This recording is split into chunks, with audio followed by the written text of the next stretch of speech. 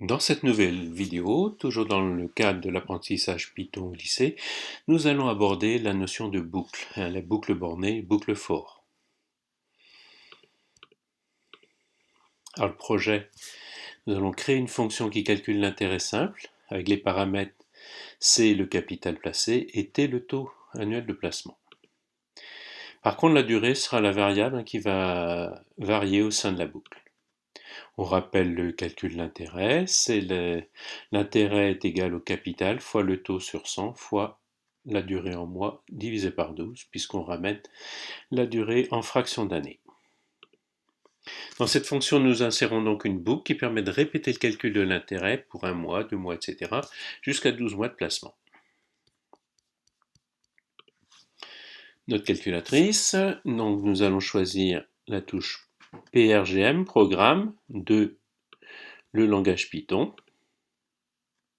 Nous allons créer une nouvelle fonction, donc F3, sur l'onglet Nouveau, et nous allons l'appeler intérêt mois.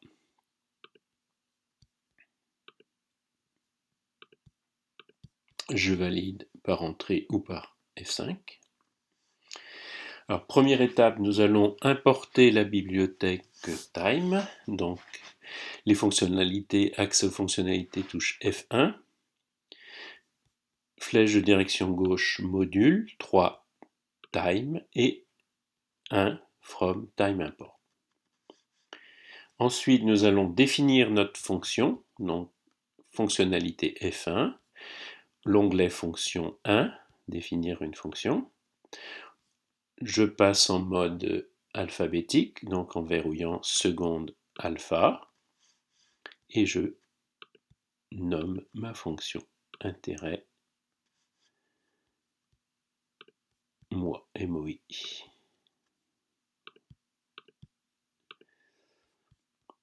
Je rentre dans la parenthèse, je vais en profiter pour définir mes deux paramètres C et T. Je quitte le mode alphabétique en faisant seconde alpha et je viens insérer le séparateur, c'est-à-dire la virgule, entre mes deux paramètres. Avec la flèche de direction droite, je quitte la ligne de définition de fonction et j'en valide par entrée pour passer à la ligne suivante et automatiquement j'ai mon indentation. Je vais donc maintenant commencer par créer ma boucle, donc j'accède aux fonctionnalités FNS, F1. Les structures de contrôle, je vais avec la flèche de direction droite sur CTL, abréviation de contrôle, et je vais choisir la ligne 5 pour la variable i allant de une valeur de début, une valeur de fin.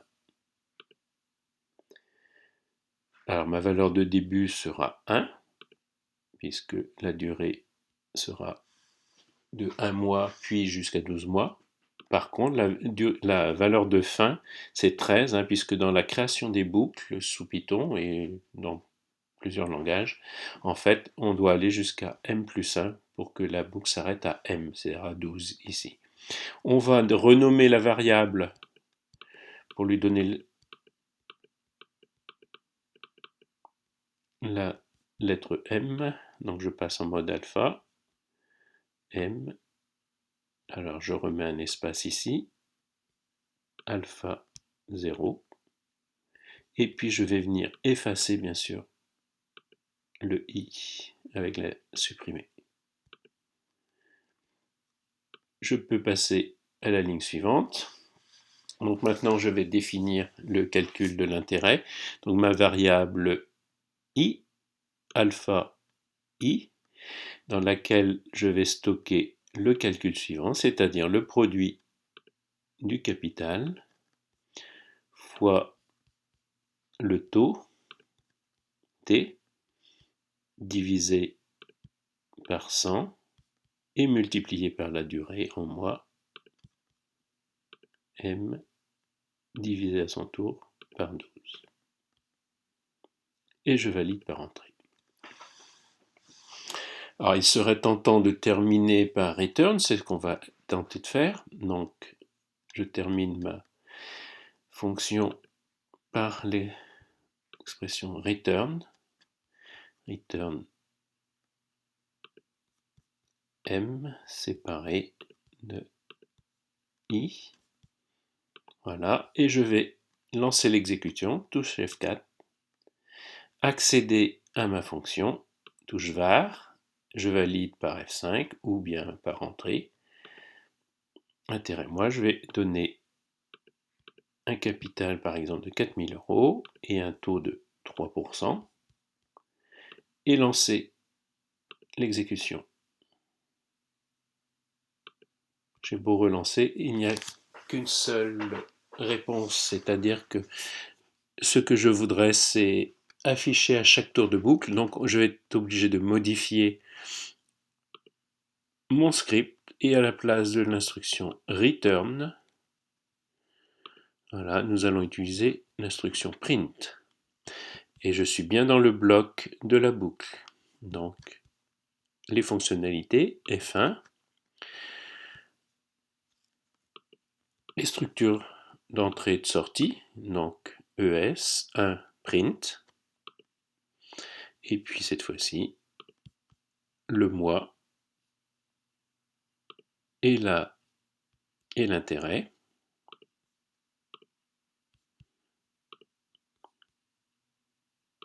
Et puis, nous allons lancer l'exécution.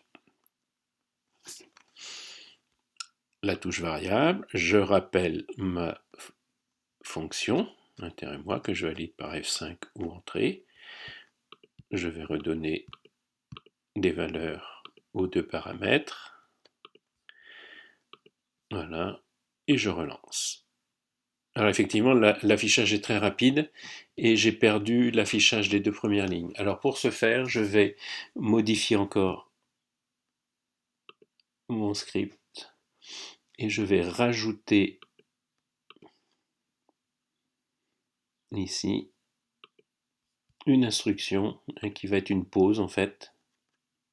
Alors les outils, je vais indenter. Voilà, encore une fois, outil F3, indentation supplémentaire.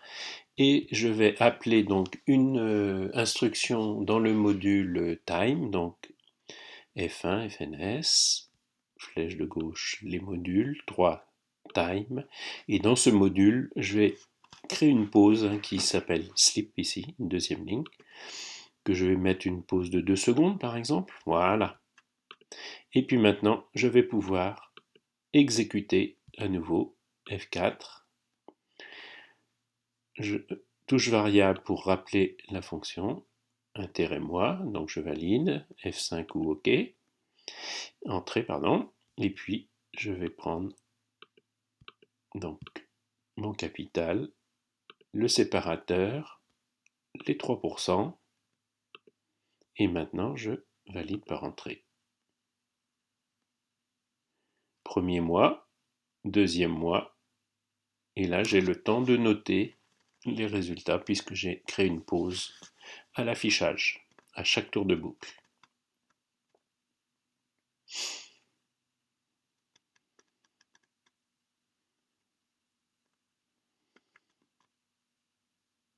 Et voilà, ce petit programme est terminé.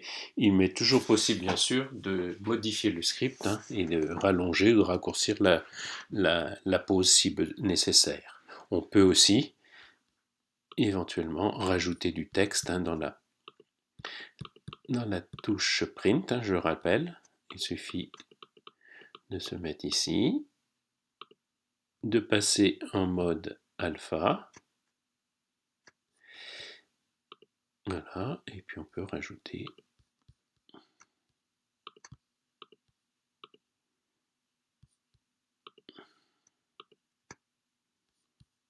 ou égal, un espace, fermer la chaîne de caractères, rajouter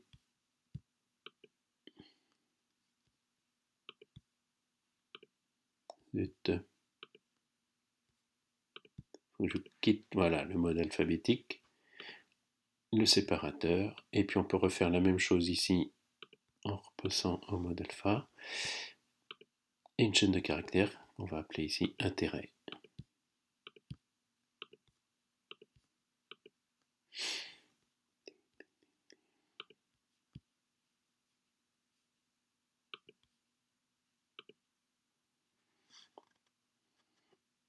Je quitte le mode alphabétique et je rajoute le séparateur.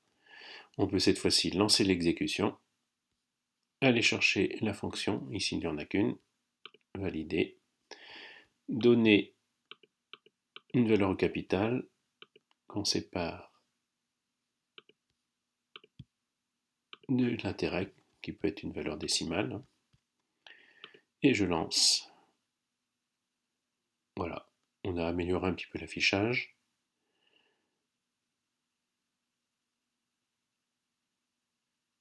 Et on avait aussi une des possibilités de la fonction print qui peut afficher bien sûr des variables mais aussi du texte.